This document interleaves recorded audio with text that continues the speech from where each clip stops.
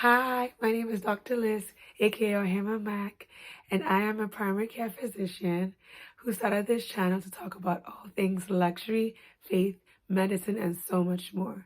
Today I'm going to talk about 5 ways to be able to afford a luxurious vacation. I have been fortunate to experience different kinds of vacations, the luxurious ones and the ones that are not so luxurious. I definitely wanted to give you tips and tricks that I've used over the years in order for me to be able to afford these vacations. Stay tuned. The first tip I'm going to give is plan ahead. It seems so simple and easy, but you'll be surprised how many people just do things at the spur of the moment. Now, if you do have the funds and if you're a trust fund baby, then by all means, splurge and go anywhere you need to or everywhere anyone invites you to. You go along with him or her, but I know most of us aren't, and our money is sacred to us, so definitely make sure you are planning ahead. So what that entails is, first, you have to choose the spot that you're thinking about going to, right? And then you also have to think about, when do you want to go to the spot? Is it the year after? Is it 6 months? Is it 4 months? For me, a rule of thumb is I usually like to give myself at least 3 months in order for me to be able to plan, in order for me to be able to research and essentially see if I can find any deals. Now, there may be times where you may not find any deals, and in that case, you might want to think about another location to go to, or maybe change to another hotel, maybe do an Airbnb instead.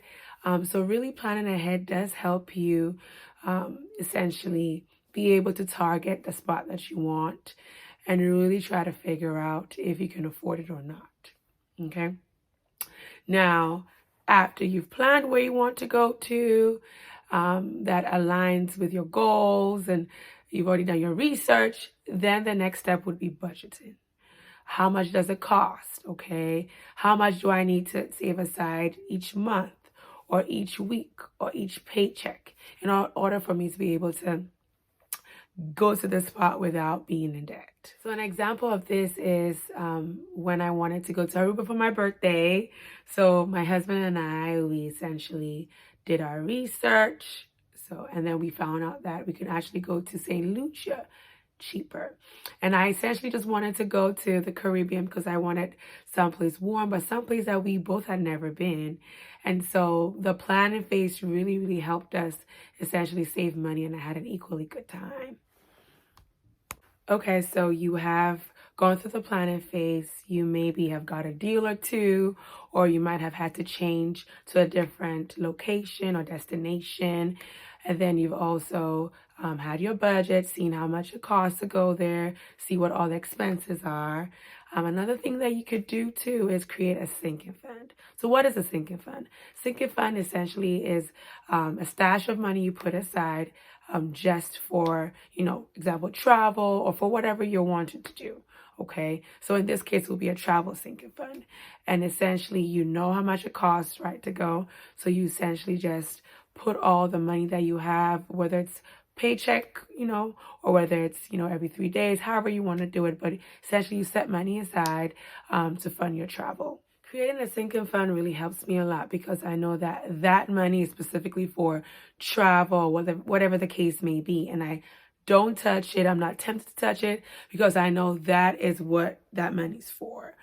So having a travel sinking fund or any kind of sinking fund can actually be very, very beneficial, especially if you tend to, spend a little bit more money or take money out of different pots. So out of your savings instead of keeping it there for it to grow, hopefully.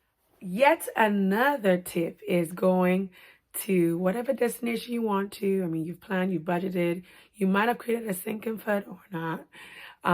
Another tip though is to go to the country, whatever country of your choice, during its off season. I had a friend of mine tell me that the cost of her plane ticket from where she lived in America to Paris, France was $500 one way. No layovers, no stops, straight from the United States of America to Paris. I gasped because that usually is unheard of. But she went during the off season, right? Which is winter in her case. And that actually helped save her a lot of money as well. So let's say you have a dream destination. Let's say it's Maldives. Well, that's mine. I haven't started the process. I haven't planned or anything like that because I'm thinking 3 to 5 years, give or take. But let's say you have a dream destination, which is Maldives, and you start the process, right? You're looking into the cost of different things. You're looking to see if you can even afford it. You're trying to see if you need to make a budget, which you should do. And you realize, I don't have the money. Even if I squeeze this, change that, stop going to Starbucks, don't do anything, I still can't afford it. Guess what? If that's your dream destination, girl, you better find your additional income. Now, yeah, we got to find us some more income. Well, inflation is a thing anyway.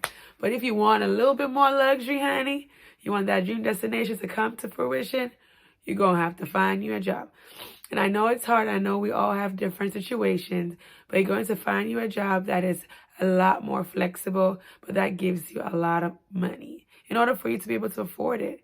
That's honestly what you got to do. So I'm definitely a proponent of multiple streams of income, especially in this day and age. If you want to live a luxurious life and go to luxurious vacations, you definitely have to make sure that you are having multiple sources of income. All these tips and tricks will help you go to your next luxurious vacation, okay? Hopefully in a year or two. Until later, bye.